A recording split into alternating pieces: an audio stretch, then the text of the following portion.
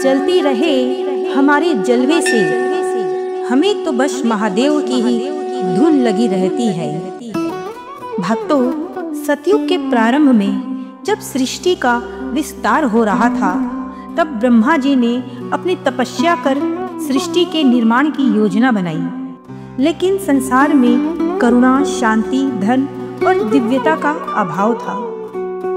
तब देवताओं ने भगवान विष्णु से प्रार्थना की कि कोई ऐसा दिव्य मंत्र बताओ जिसके जाप से हर व्यक्ति अपार धन दौलत का मालिक बन सके। उसी समय कैलाश पर्वत पर माता पार्वती भगवान शिव की आराधना कर रही थी। उनकी कठोर तपस्या से प्रसन्न होकर भगवान शिव जी प्रकट हुए और माता पार्वती को यह गुप्त और पावरफुल मंत्र का रहस्य बताया। भक्तों, इस मंत्र का जाप करते ही चारों दिशाओं में दिव्य प्रकाश फैल गया। तब से यह मंत्र धन प्राप्ति के लिए राजा, महाराजा सभी कोई करने लगे और अपार धन दौलत के मालिक बन बैठे। भक्तों, आज भी संसार में बड़े बड़े लोग इसी मंत्र का जाप कर अपनी तिजोरियां भर रहे हैं। अगर आप भी ऐसा चाहते हैं कि आपको भी कभी धन की कमी ना हो, आपके घर में हमेशा धन की बारिश होते रहे, आपकी भी गिनती बड़े बड़े अमीरों में आए, तो आप भी इस मंत्र का जाप तुरंत कर लीजिए। लेकिन ध्यान रखिए, इस मंत्र का जाप आपको पूरे 108 बार के लिए करना है। अगर किसी कारणवश आप इस मंत्र का जाप नहीं कर सकते हैं, तो हम आपके लिए इस मंत्र का उच्चारण कर रहे हैं। आप इसे सिर्फ अपने मोबाइल में लगाकर सुन लीजिएगा। इससे भी आपको भगवान शिव का उतना ही आशीर्वाद प्राप्त होगा जितना कि आप इस मंत्र का जाप करने पर मिलेगा। तो चलिए भक्तों, इस पावरफुल मंत्र का स्मरण करते हैं। लेकिन उससे पहले अगर आपने अभी तक हमारी वीडियो को लाइक और चैनल को सब्सक्राइब नहीं किया है, तो तुरंत कर लीजिए और महादेव और माता पार्वती के चरणों में अपने नाम की हाजिरी लगाकर अपनी उपस्थिति जरूर दर्ज कराएं। जय महाकाल। कर्पूर गौरम करुणा अवतारम संसार सारम भुजगेंद्र हारम सदा वसंतं हृदयारविंदे भवं भवानी सहितं नमामि। कर्पूर गौरम करुणा अवतारम संसार सारम भुजगेंद्र हारम सदा वसंतं हृदयारविंदे भवं भवानी सहितं नमामि। कर्पूर गौरम करुणा अवतारम संसार सारम भुजगेंद्र हारम सदा वसंतं हृदयारविंदे भवं भवानी सहितं नमामि। कर्पूर गौरम करुणा अवतारम संसार सारम भुजगेंद्र हारम सदा वसंतं हृदयारविंदे भवं भवानी सहितं नमामि। कर्पूर गौरम करुणा अवतारम संसार सारम भुजगेंद्र हारम सदा वसंतं हृदयारविंदे भवं भवानी सहितं नमामि। कर्पूर गौरम करुणा अवतारम संसार सारम भुजगेंद्र हारम सदा वसंतं हृदयारविंदे भवं भवानी सहितं नमामि। कर्पूरगौरं करुणावतारं संसारसारं भुजगेन्द्रहारं सदा वसन्तं हृदयारविन्दे भवं भवानी सहितं नमामि। कर्पूरगौरं करुणावतारं संसारसारं भुजगेन्द्रहारं सदा वसन्तं हृदयारविन्दे भवं भवानी सहितं नमामि। कर्पूरगौरं करुणावतारं संसारसारं भुजगेन्द्रहारं सदा वसन्तं हृदयारविन्दे भवं भवानी सहितं नमामि। कर्पूरगौरं करुणावतारं संसारसारं भुजगेन्द्रहारं सदा वसन्तं हृदयारविन्दे भवं भवानी सहितं नमामि। कर्पूरगौरं करुणावतारं संसारसारं भुजगेन्द्रहारं सदा वसन्तं हृदयारविन्दे भवं भवानी सहितं नमामि। कर्पूरगौरं करुणावतारं संसारसारं भुजगेन्द्रहारं सदा वसन्तं हृदयारविन्दे भवं भवानी सहितं नमामि। कर्पूरगौरं करुणावतारं संसारसारं भुजगेन्द्रहारं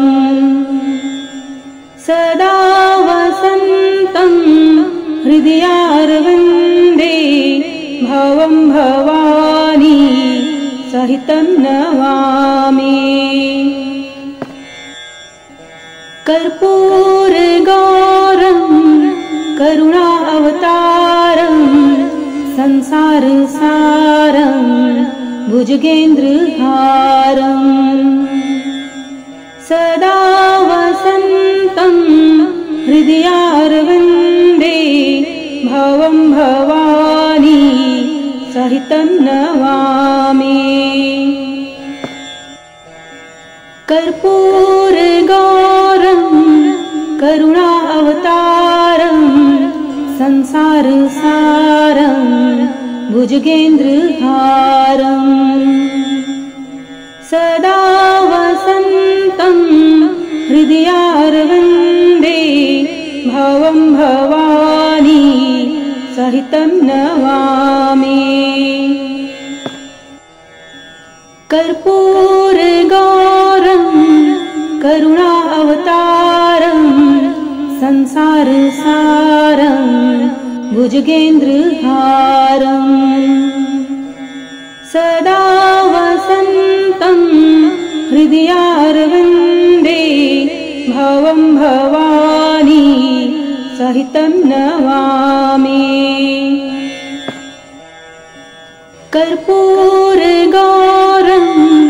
करुणावतारं संसारसारं भुजगेन्द्रहारं सदा वसन्तं हृदयारविन्दे भवं भवानी सहितं नमामि। कर्पूरगौरं करुणा अवतारं संसारसारं भुजगेन्द्रहारं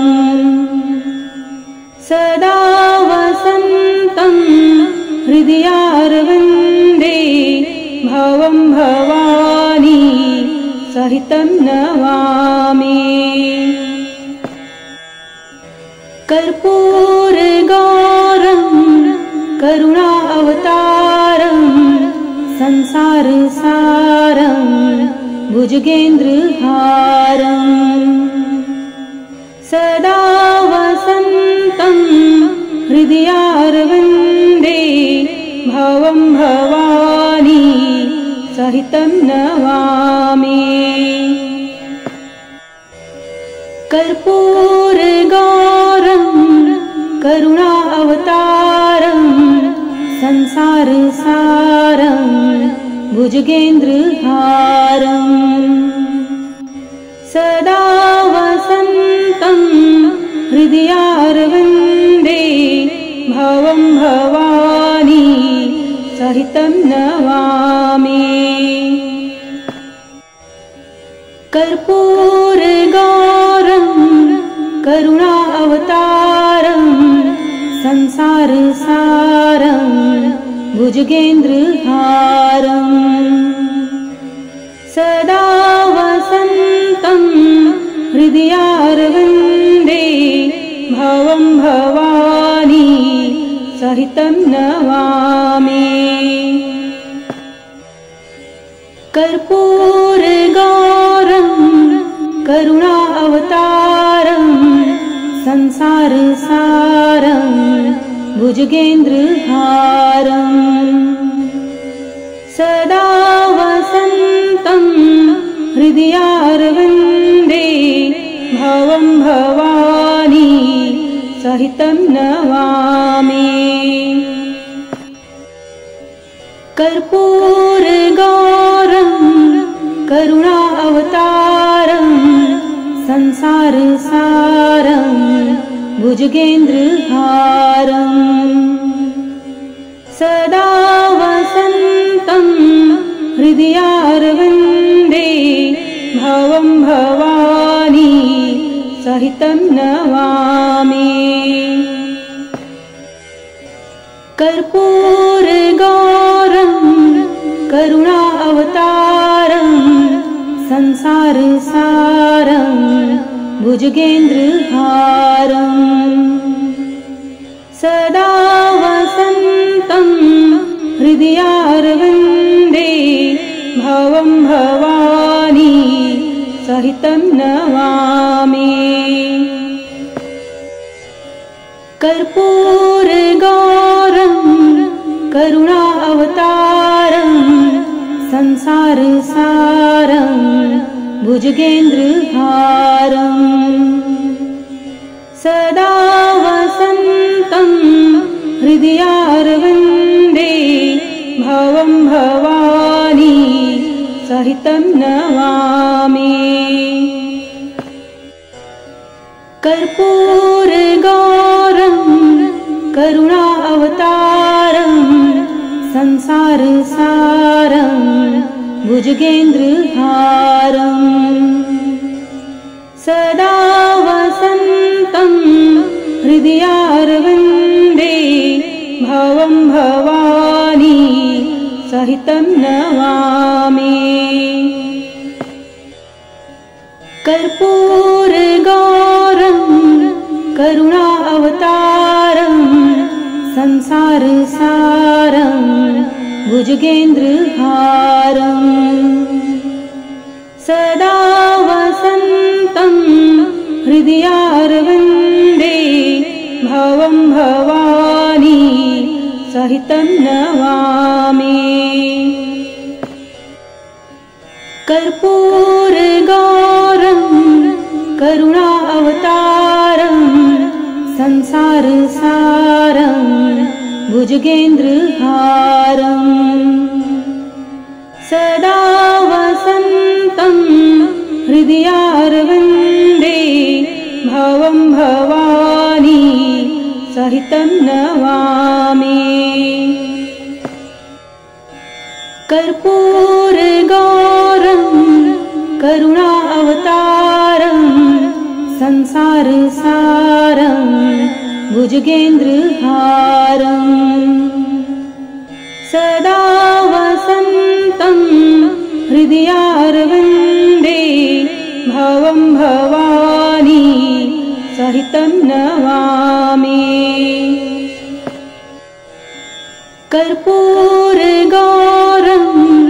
करुणावतारं संसारसारं भुजगेन्द्रहारं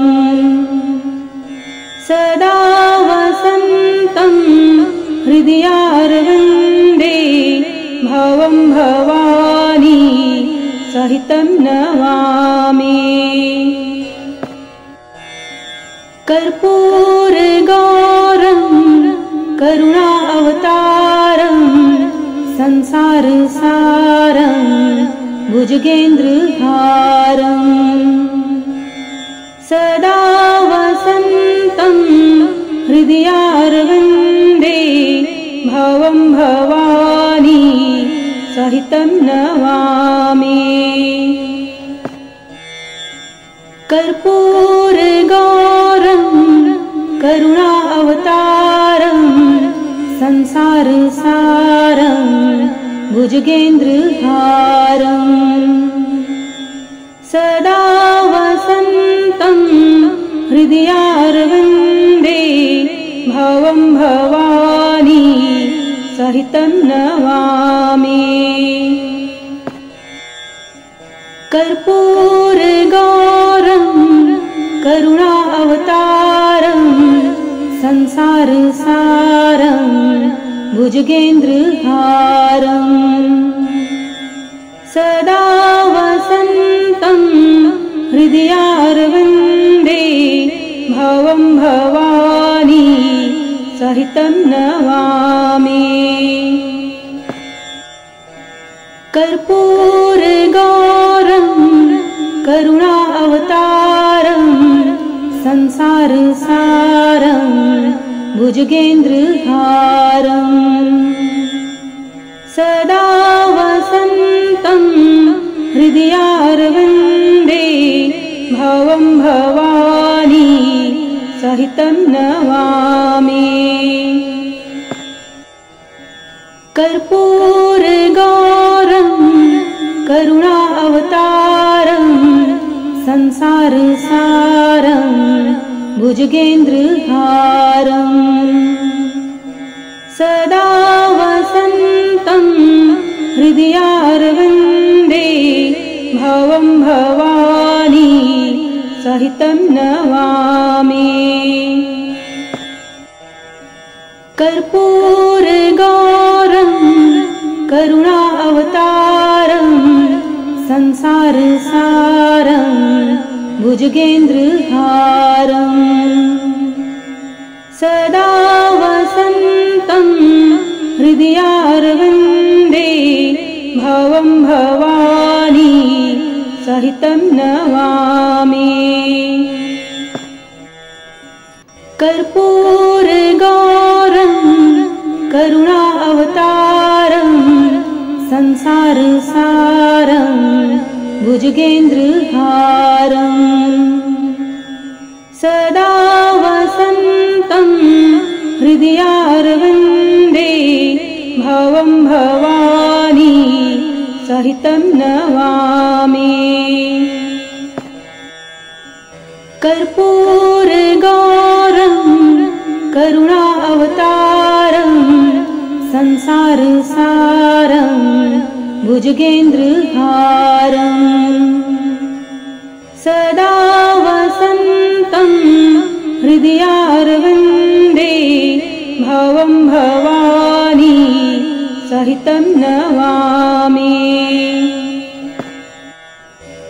कर्पूरगौरं करुणावतारं संसारसारं भुजगेन्द्रहारम् सदा वसन्तं हृदयारविन्दे भवं भवानी सहितं नमामि। कर्पूरगौरं करुणावतारं संसारसारं भुजगेन्द्रहारम् सदा वसन्तं हृदयारविन्दे भवं भवानी सहितं नमामि। कर्पूरगौरं करुणावतारं संसारसारं भुजगेन्द्रहारम् सदा वसन्तं हृदयारविन्दे भवं भवानी सहितं नमामि। कर्पूरगौरं करुणावतारं संसारसारं भुजगेन्द्रहारम् सदा वसन्तं हृदयारविन्दे भवं भवानी सहितं नमामि।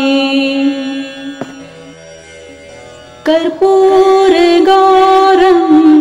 करुणावतारं संसारसारं भुजगेन्द्रहारम् सदा वसन्तं हृदयारविन्दे भवं भवानी सहितं नमामि।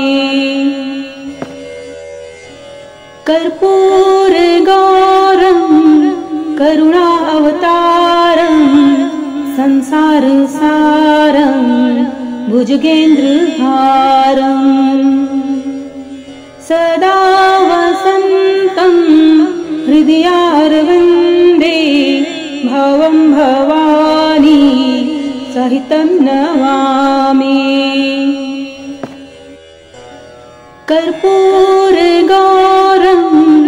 करुणावतारं संसारसारं भुजगेन्द्रहारम् सदा वसन्तं हृदयारविन्दे भवं भवानी सहितं नमामि। कर्पूरगौरं करुणावतारं संसारसारं भुजगेन्द्रहारम् सदा वसन्तं हृदयारविन्दे भवं भवानी सहितं नमामि। कर्पूरगौरं करुणावतारं संसारसारं भुजगेन्द्रहारम् सदा वसन्तं हृदयारविन्दे भवं भवानी सहितं नमामि। कर्पूरगौरं करुणावतारं संसारसारं भुजगेन्द्रहारम् सदा वसन्तं हृदयारविन्दे भवं भवानी सहितं नमामि। कर्पूरगौरं करुणावतारं संसारसारं भुजगेन्द्रहारम् सदा वसन्तं हृदयारविन्दे